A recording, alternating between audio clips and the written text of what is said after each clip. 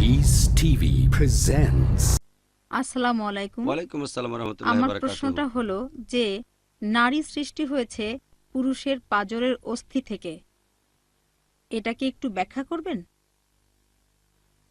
বোন, আপনি প্রশ্ন করলেন একটা হাদিস নিয়ে। এটা সহিহ হাদিস আছে সহিহ বুখারীতে 4 নম্বর খণ্ড, অধ্যায় নবী রাসূলদের গল্প 3331 নম্বর হাদিস। নবীজি বলেছেন যে নারী সৃষ্টি হয়েছে পাঁজর থেকে, আর পাঁজরের সবচেয়ে জটিল হলো এর উপরের অংশ। আপনি যদি এই অংশে একটু জোরে চাপ দেন, এটা ভেঙে যাবে। সেজন্য আমাদের নবীজি বলেছেন যে স্ত্রীর সাথে ব্যবহারের সময় সহনশীল হতে হবে। আরেকটা হাদিসে বলা হয়েছে যে বিবি হাওয়া সৃষ্টি হয়েছেন আদমের পাঁজর থেকে। আল্লাহ দুজনকে শান্তিতে রাখুন, এরকম হাদিসের ভিত্তিতে বলা হয়। এখন এই হাদিসের অর্থটা কি?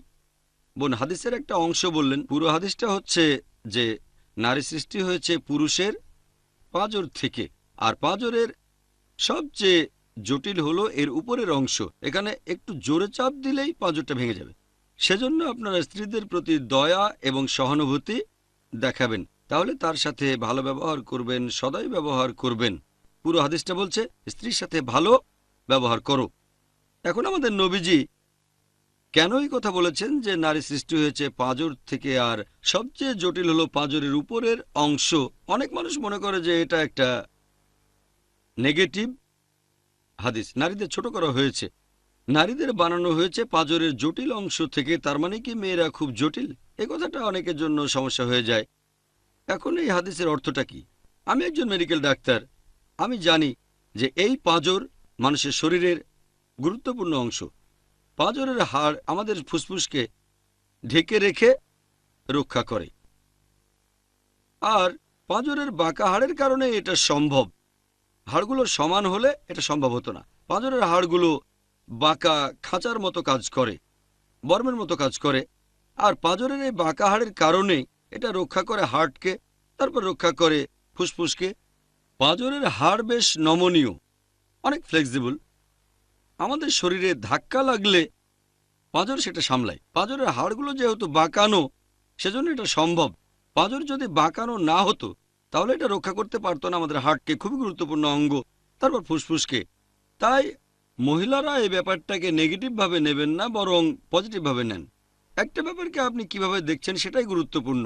আপনি আশাবাদী হতে পারেন, হতাশাবাদীও হতে পারেন। আমি আশাবাদী মানুষ। ব্যাপারটা কিন্তু আসলে নেগেটিভ না। আপনি নারীদের অধিকারের ব্যাপারে সচেতন থাকবেন। কেন?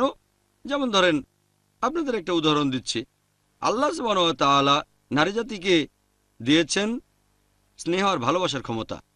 মা হিসেবে মহিলাদের যেরকম স্নেহ ভালোবাসার ক্ষমতা আছে, সেটা বাবার মধ্যে নেই। সেজন্য মায়ের প্রতি সম্মান বাবার সম্মানের 3 গুণ বেশি।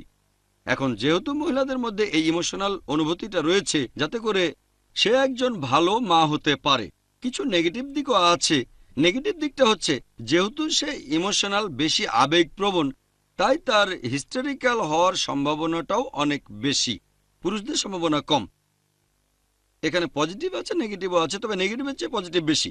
পজিটিভ হচ্ছে সে একজন ভালো মা হতে পারবে, সন্তানের যত্ন নিতে পারবে। নেগেটিভ দিক হচ্ছে হিস্টেরিয়া হতে পারে, এমন না যে সব মহিলা হিস্টেরিক্যাল। পুরুষদের তুলনায় মহিলাদের হিস্টেরিয়া হওয়ার সম্ভাবনা বেশি। তারপরও হয়তো খুবই কম পার্সেন্টেজ সব মহিলাই মা হতে পারেন, তবে হিস্টেরিয়া সব মহিলার মধ্যে নেই।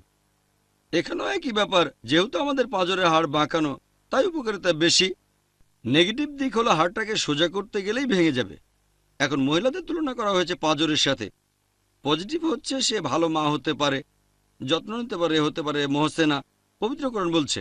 তবে সাবধান থাকবেন, তার সাথে ভালো ব্যবহার করবেন, ন্যায় বিচার করবেন, তার উপর বেশি প্রেশার দেবেন না। বেশি ইমোশনাল হলে হিস্টেরিক্যাল হয়ে যেতে পারে যদি বেশি প্রেশার দেন। এখন আমার মত অনুযায়ী এটা একটা পজিটিভ হাদিস। তবে কিছু কিছু বিশেষজ্ঞ আর অমুসলিম অনেকেই এই হাদিসটা বিকৃত করে তুলে ধরে, ইসলামের নিন্দা করে, আর মুসলিম মহিলাদের অনেকে মনে করে, ও হ্যাঁ তাই তো, এখন কি করব।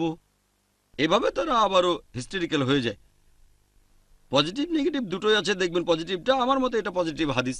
এটা মহিলাদের জন্য সম্মান যে তাদেরকে পাঁজরের হাড়ের সাথে তুলনা করা হয়েছে। এই পাঁজর শরীরের গুরুত্বপূর্ণ অংশগুলোকে রক্ষা করে, বিভিন্ন গুরুত্বপূর্ণ অঙ্গ, যেমন হার্ট।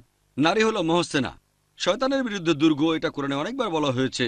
সূরা নিসা 4 নম্বর অধ্যায় 24 নম্বর আয়াতে, সূরা নিসা 4 নম্বর অধ্যায়ের 25 নম্বর আয়াতে, সূরা মাইদা 5 নম্বর অধ্যায়ের 5 নম্বর আয়াতে, সূরা নূর 24 নম্বর অধ্যায় 4 নম্বর আয়াতে, সূরা নূর 24 নম্বর অধ্যায় 33 নম্বর আয়াতে, আরো অনেক জায়গায় আছে। আশা করি উত্তরটা পেয়েছেন। Peace TV presents